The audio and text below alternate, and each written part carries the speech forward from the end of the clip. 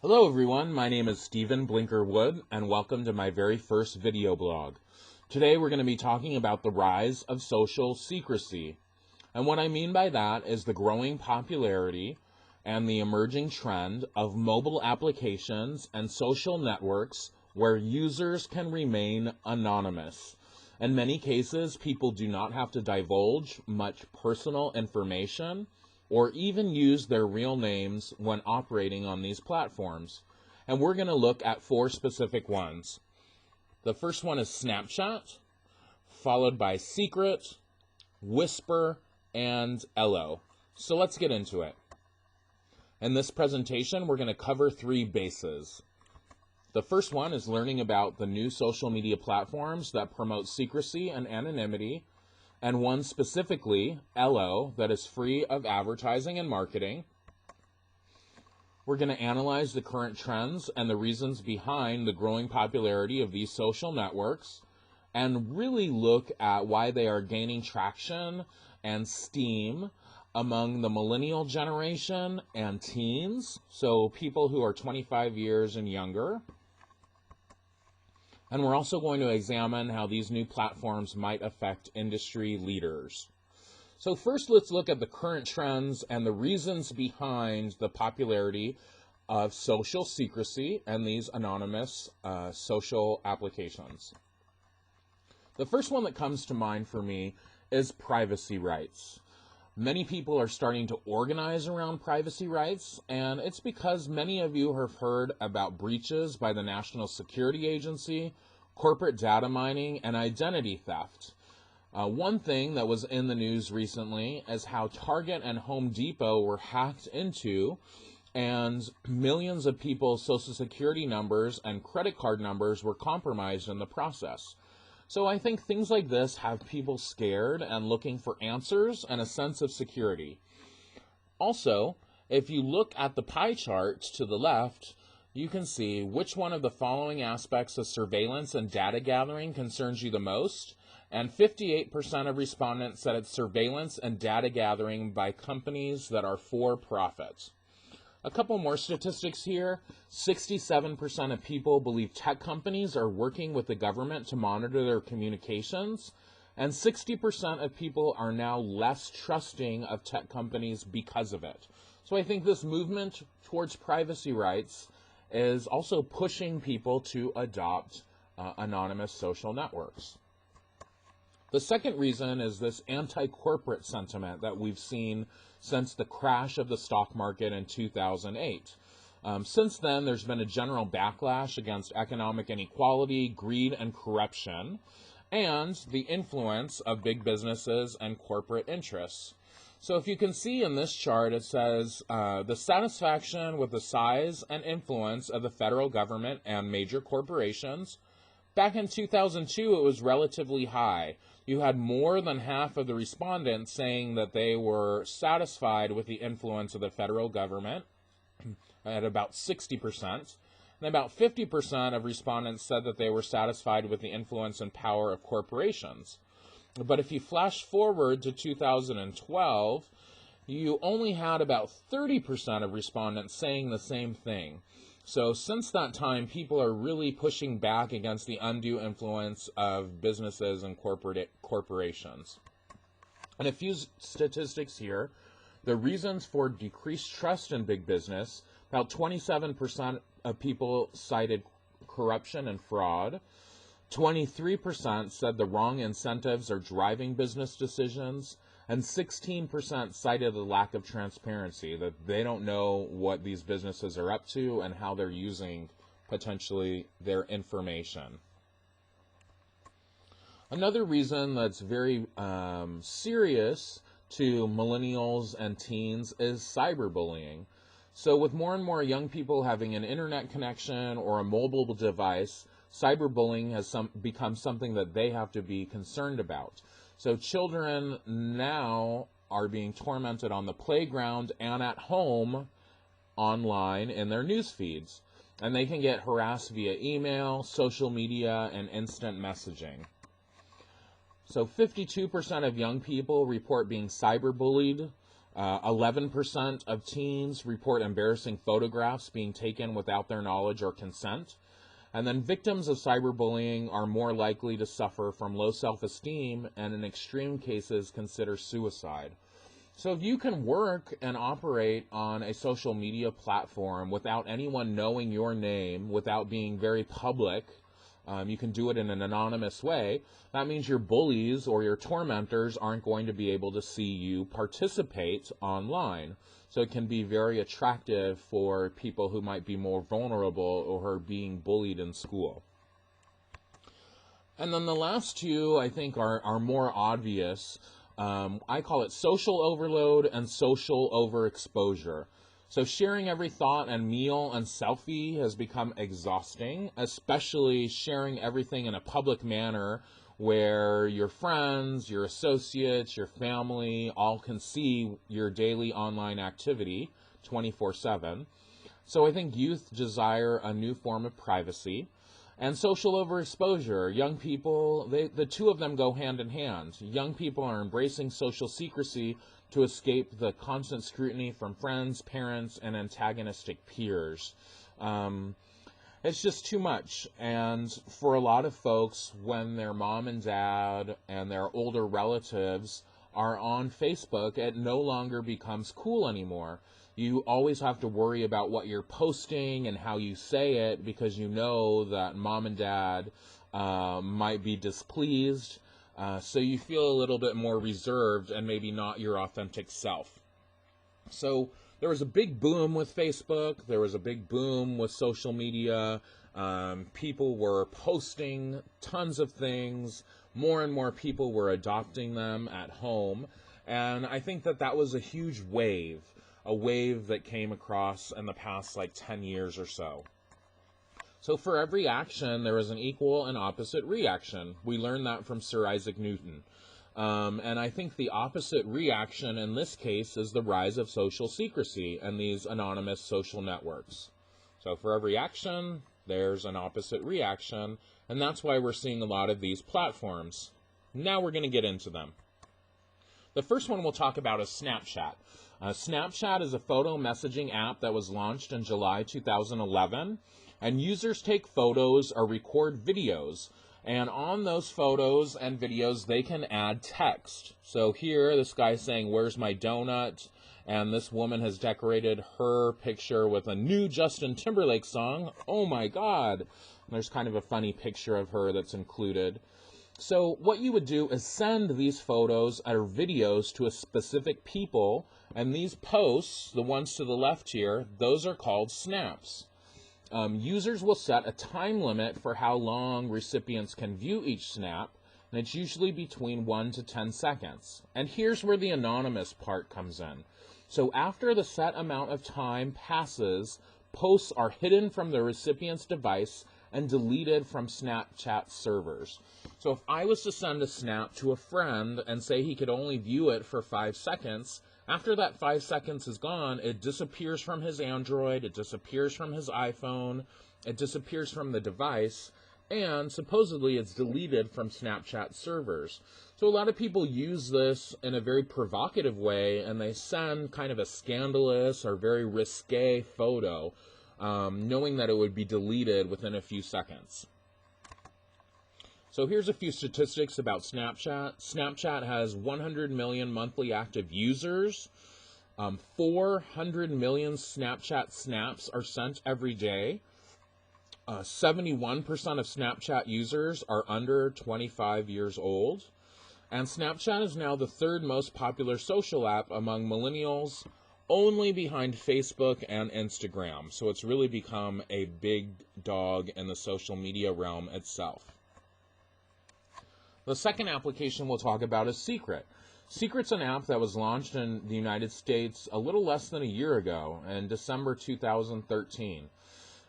It allows people to share anonymous messages with their circle of friends. And unlike Whisper, Secret is intended for sharing anonymous posts with people that you know.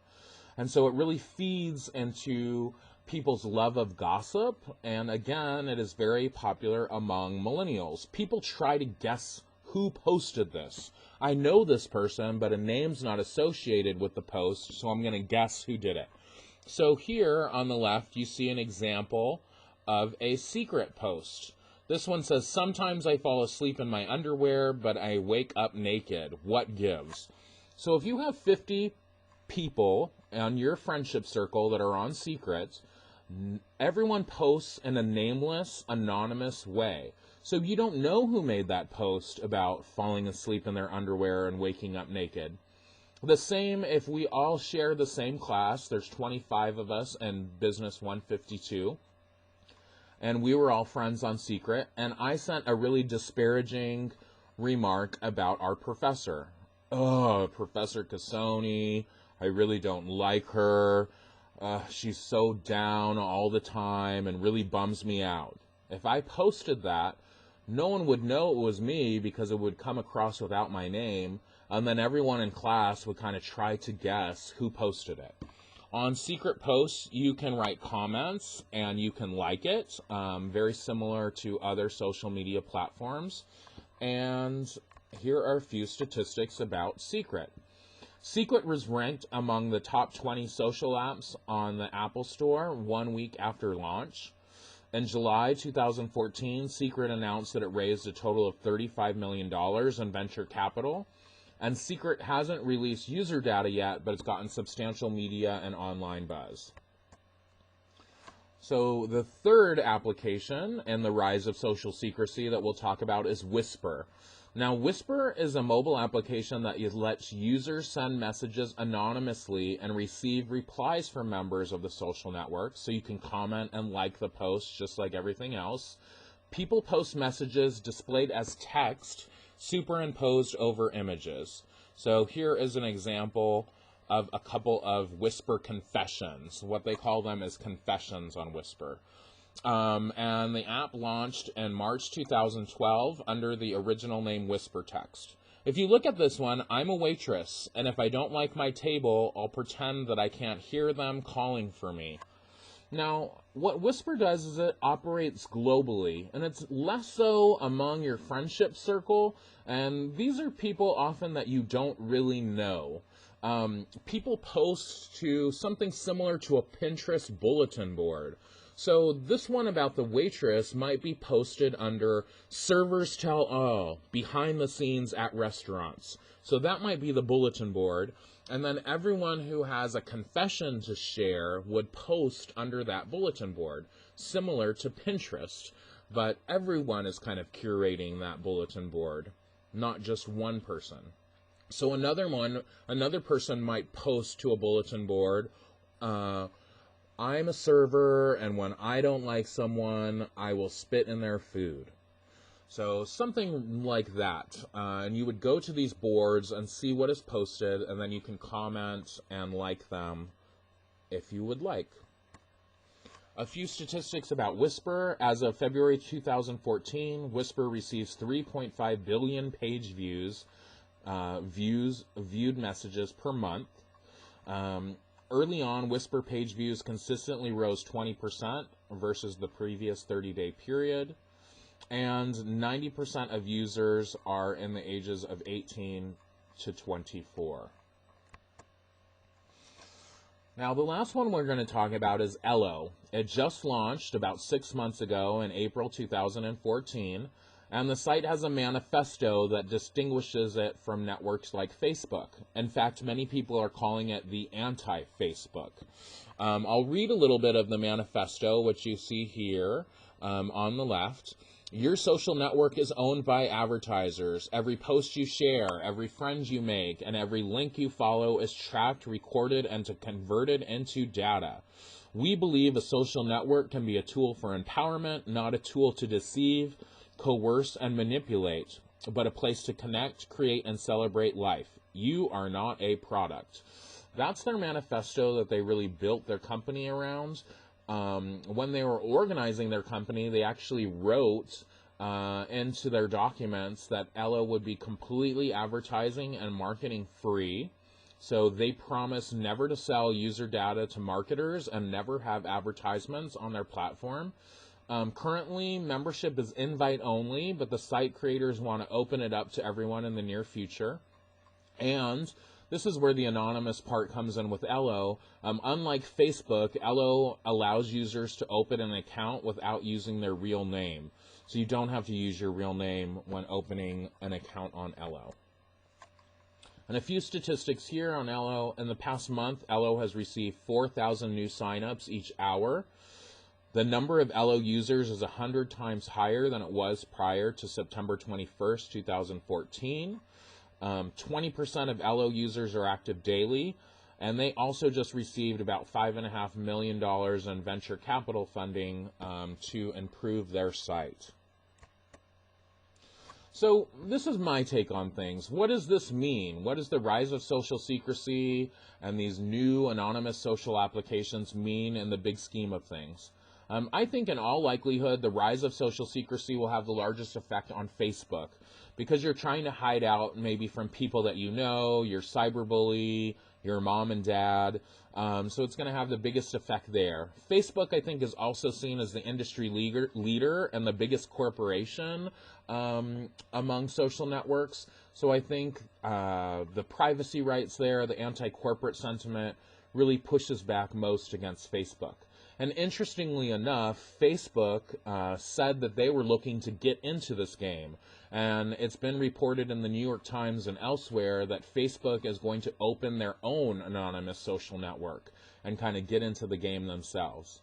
I do think that there's a significant market for platforms that are ad and marketing free. I think that's something that's very attractive to people, and I think we might see more of that.